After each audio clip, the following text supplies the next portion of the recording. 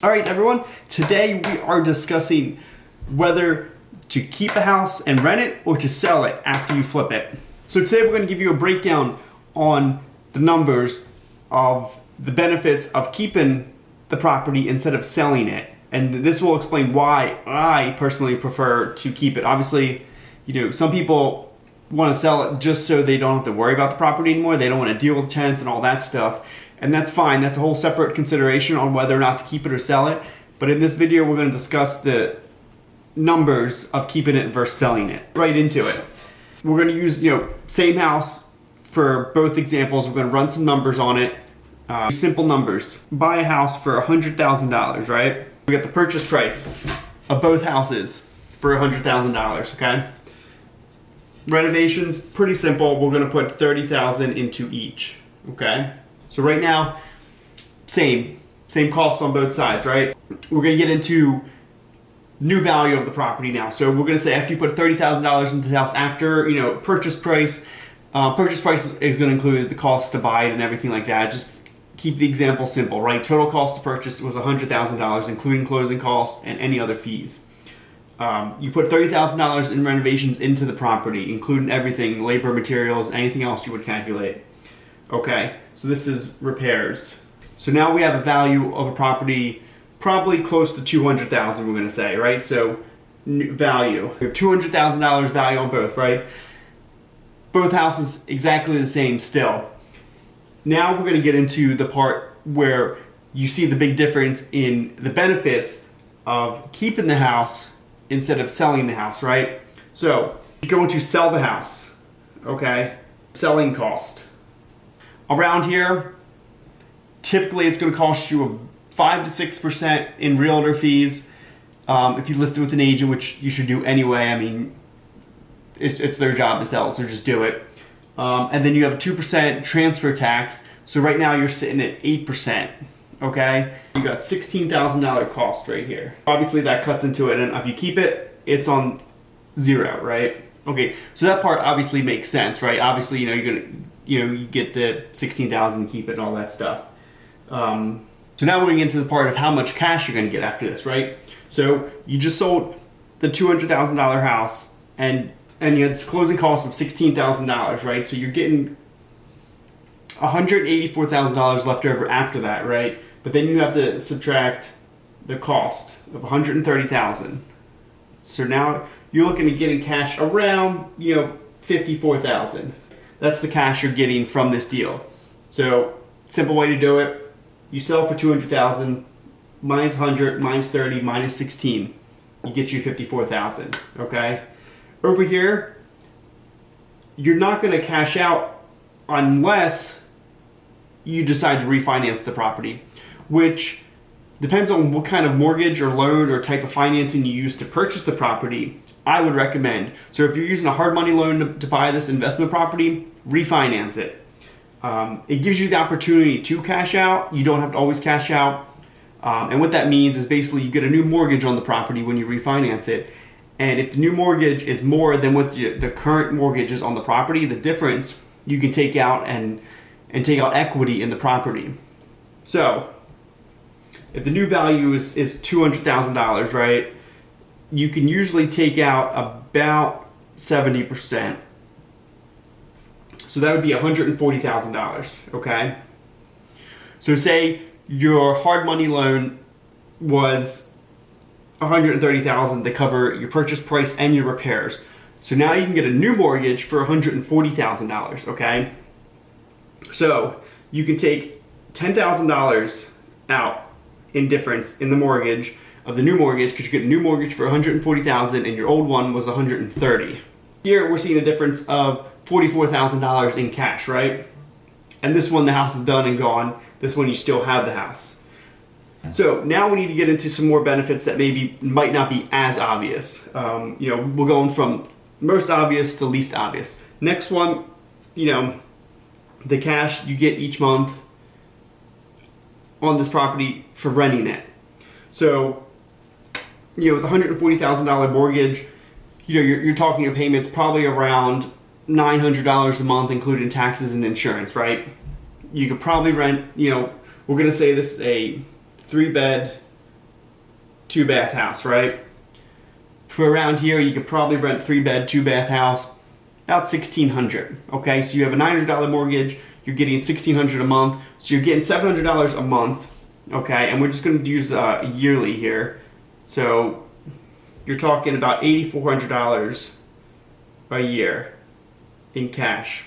You're not having any income over here because you don't own the property anymore. It's gone. This is your only income. Okay. These are the two main sources of actual cash. So the next one we're going to include is paying down the mortgage each month. For a $900 mortgage, I mean, it starts out with the lower, principal payment each month, as you know, as amortized loans work. You're not paying that much principal off at first, but we're just going to use $50 a month. So the first couple of years you're not going to pay that much of the mortgage off. So maybe $600, right?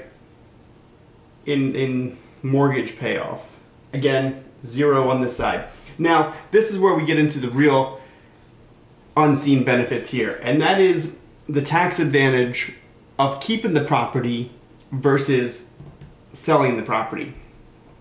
So the way taxes work, especially on real estate, it's considered a capital purchase, and the way capital gains taxes work, not to get super detailed into it, but just to give a general understanding of it, is you don't pay the taxes on it until you realize the gain. So here, and what that means is you realize the gain when you actually get the money for creating the value. So you create the value, you purchased it for $100,000, you create the value of $200,000, minus cost, you have $54,000, right?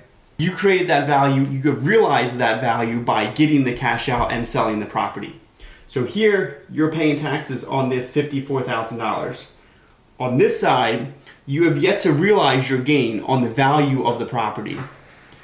So you are not paying taxes on that. And in fact, you can still deduct your expenses for purchasing, renovating the property as well. So keep it. So not only are you not paying taxes on the value you've increased because you haven't realized it yet, you're also still able to get the deductions on the renovation budget, any kind of closing cost you've had. So using the taxable tax benefit of just the repair costs, keeping it simple.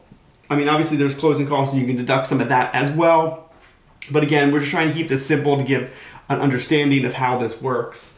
So, to give a simple, there's $30,000. So we're just going to use a tax rate of 25%. Okay, just if you're in the higher income tax bracket, it's going to be a bigger benefit. If you're in the lower, it's going to be a lower benefit. We're just going to use 25% for this example. So 25% of $30,000 is $7,500. So that's a plus $7,500. Okay, on this side, the tax you're going to be paying, since real estate, if you're flipping it, you're typically going to fall under the short-term capital gains tax rate, which is just whatever your personal income tax rate is. Again, so we're just going to stick with 25% to keep it equal on both sides.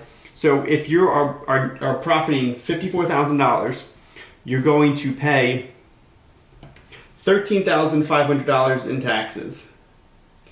Because this number, the reason the tax is on this number is because these are already all your expenses, and this is what your profit is. So now you're paying $13,500 in taxes.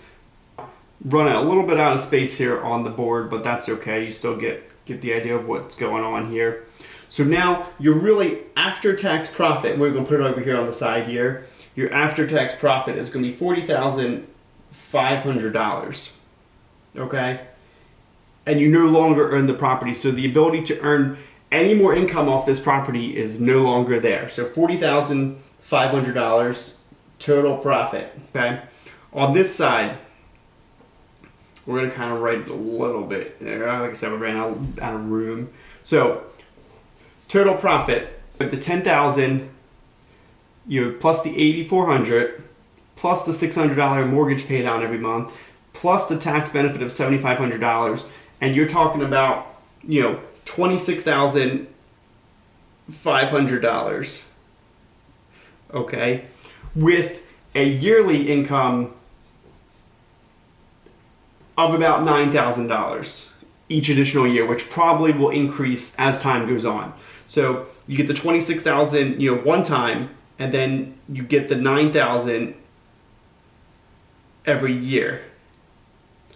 So obviously the first year it does include, the 9,000, so there's not 9,000 additional to the 26,000, but you do get the 9,000 every year in addition to that. And you still have the equity in the property. So your mortgage is 140,000 and the property is still worth 200,000, so you still have equity of $60,000. So you still have $60,000 in equity, which you can't directly access, but you can use ways to access that money, whether it's taking, using it as a line of credit. When you pay down the mortgage even more, maybe looking to refinance it again, doing another cash out. All these different ways you can access that. So you got $60,000 in equity, okay? Here, again, you have zero because the property sold. So we're gonna flip to the other side because we've got a little bit more room. So the house that you sell, okay, so we'll do it again. The house that you sell, you're pulling $40,500 one time. You got one time on that. The house you sell. The house that you keep, you're getting the $26,500, one time profit. Okay. Then you get the $9,000 a year in income, and then you also have $60,000 in equity in the property. Okay.